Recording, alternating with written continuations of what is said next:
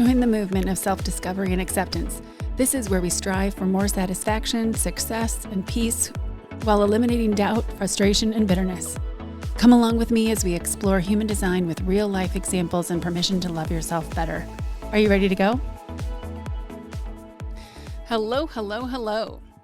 Let's explore the generator energy type today. Generators make up approximately 70% of the population, with pure generators making up about 37% and manifesting generators making up 34%. We're going to save manifesting generators for another episode. There are a lot of similarities, but enough differences that we'll talk about them separately. As you probably already know, this is my energy type, and I'll try to give you some ways that I've used my energy in alignment. So, what makes a generator a generator? When looking at your body graph, the second square from the bottom is your sacral. If this is defined, then you are automatically a generator or manifesting generator. Congratulations. The center to the right of the sacral is your emotional solar plexus. That's that sideways triangle.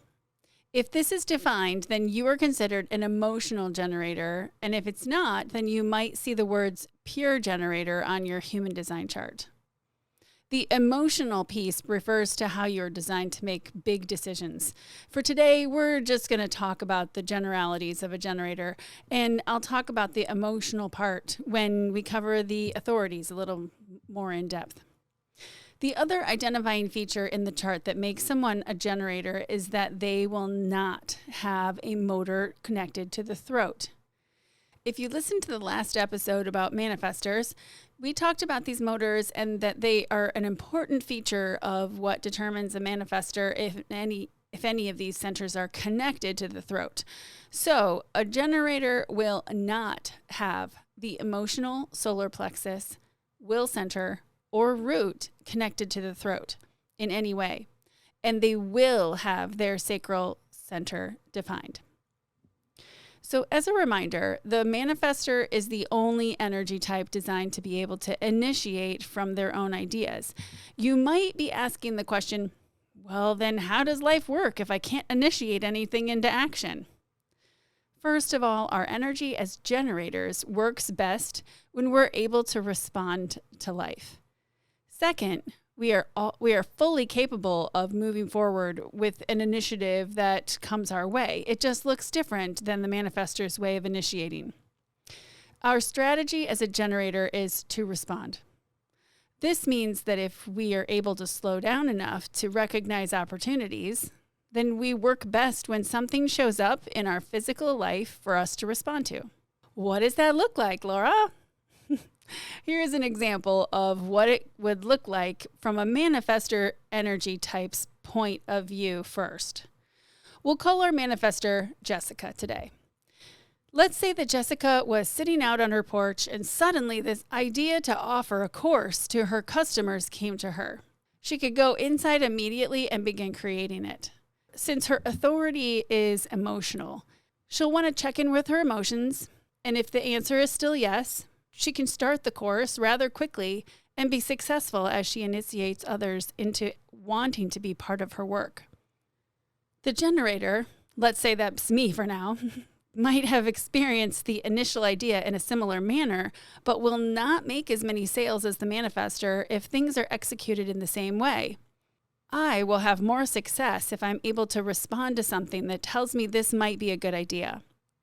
For instance, while I'm scrolling through social media, I might see several people commenting about how they wish it was easier to understand how to tap into their authority.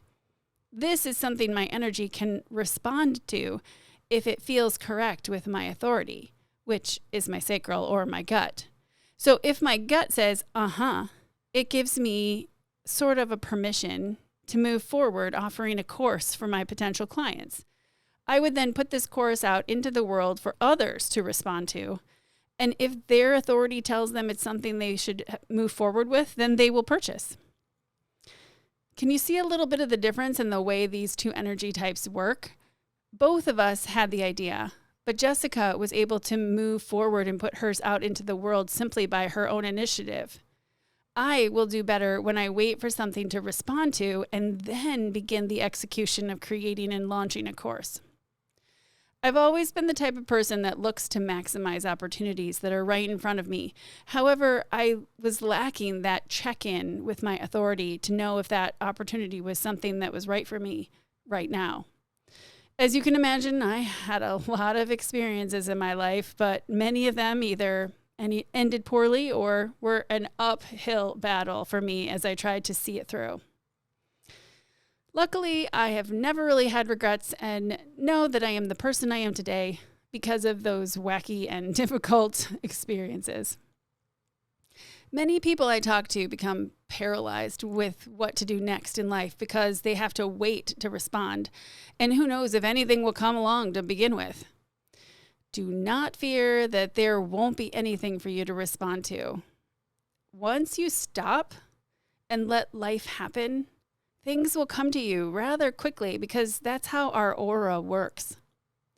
If life were a game of baseball, the generators would be the players on the field moving the game forward after the manifestors get the game started as the pitchers. All generators have the ability to use their sacral response in the moment, even if you have your emotional solar plexus defined.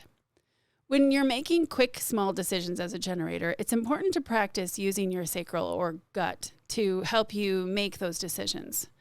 At first, this might be a little difficult, especially if you're like the rest of us and you're used to analyzing or justifying everything before moving forward with a decision.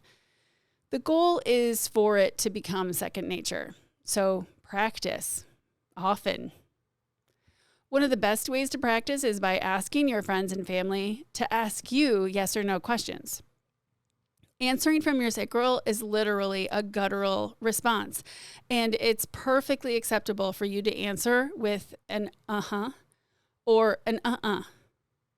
If you're a pure generator, then this will be how you can make all your decisions, including big ones. If you're an emotional generator, then you should follow your emotional wave when making big decisions, but you can use your sacral to make quick decisions and help with the big ones. In general, your sacral response in the moment is your truth. Generators are here to do work that they're passionate about and cultivate mastery within that work. This might not look like a job, but instead, your job may afford you the ability to do the things you're passionate about. For example, if you feel satisfied when you volunteer with Habitat for Humanity, but this won't pay your bills, then maybe your job is something you do in order to be able to volunteer for these kinds of things. Satisfaction is what you're looking for in your work and throughout your day. This is our signature theme that lets us know when we are in alignment. When you experience frustration, it's a sure sign that you're either on the verge of burnout or you've entered into an opportunity that wasn't right for you. It's important to be aware of this feeling of frustration so that you know when something might need to change. However, it's more powerful to look for the satisfaction throughout your day, to continue feeding the law of attraction and your brain with those positive interactions. Now, if you have a team member or employee that is a generator, here are a few things you can keep in mind while working with them. Generators work best when they can execute a stair-step process. This applies to learning new things and being productive on their projects. It's helpful for you to know this so that you allow them time to follow each step and work methodically, even if you see a faster way of doing things. Generators' emotional theme is frustration. If your coworker or employee seems frustrated, it may be because they were asked to do work that doesn't light them up. It could be that they made a decision in their personal life that wasn't aligned for them. If you're concerned or if it's affecting their work, feel free to ask them if there's anything they'd like to talk about. Even better, ask them when they are not frustrated, what approach they would like you to take if it starts to affect their work. Overall, don't take this frustration personally. It's usually a part of our path to mastery. If I haven't said it already, generators are the builders of society. They have a large amount of life force energy and can generally push through most situations they find themselves in. However, be aware of this and the work you ask them to do. Just because they can do the work doesn't mean they have the capacity for the work. In other words, don't take advantage of them always asking them to do the work because you know it will get done. If a generator is continually pushing through, it will lead to burnout, and that will be worse than asking someone else that may do the job a little slower, but has the capacity, than asking the overworked generator to do it. As I've said several times already, generators need things to respond to. You can assist with this by bringing things physically to them that allows them to use this part of their energy. For example, instead of assigning someone to take over the staff get-together, you could send an announcement that you are looking for someone to coordinate a staff event and let them respond. Having an individual conversation with the generator also allows them to respond to the work that needs to get done. Regardless, it's important that you honor the fact that they are not intended to be initiators in the traditional sense. They are generally good team players. Working on a team allows them plenty of things they can respond to, and if they all know who the generators are, they can practice using yes or no questions with them so their sacral is engaged for optimal alignment. Generators do better when they can expend their energy throughout the day. So providing desk treadmills, a mini workout space, or a space that encourages a short walk during the day will help with productivity. If you have a generator as a friend or family member, be careful to tune into when they are saying yes, when it may not be correct for their energy. Generators have a tendency to do all the things because they can, even if they don't have energy for it. You can help by paying close attention to whether they have the capacity to do a task or if they're just doing it to keep people happy. When it comes to making decisions together, such as where to go to dinner or what movie to watch, your generator will respond best to yes or no questions. So instead of saying, which movie do you want to watch? You could run down a list of movies you'd like to watch and then have them answer with a uh-huh or uh-uh. If you have a generator child, they need to wear out their sacral energy every day.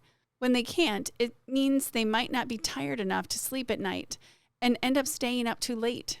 It's also worth noting that children who don't get enough good quality sleep can develop symptoms such as ADD or lack of focus in school. So, as a quick recap for generators, follow your passion and listen to your gut. Be patient with your stair-step learning and productivity process. Most importantly, wait to respond and follow your authority. Remember that when a generator is able to respond to the things that physically show up for them, they will lead a happy, fulfilled, and satisfying life. Until next time, happy exploring. I'm so glad to connect with you today. Please follow the show, forward it to a friend, and leave a review. Send me an email with how human design has changed your life, and I might feature you on the show. Until we meet again, don't forget to love yourself better.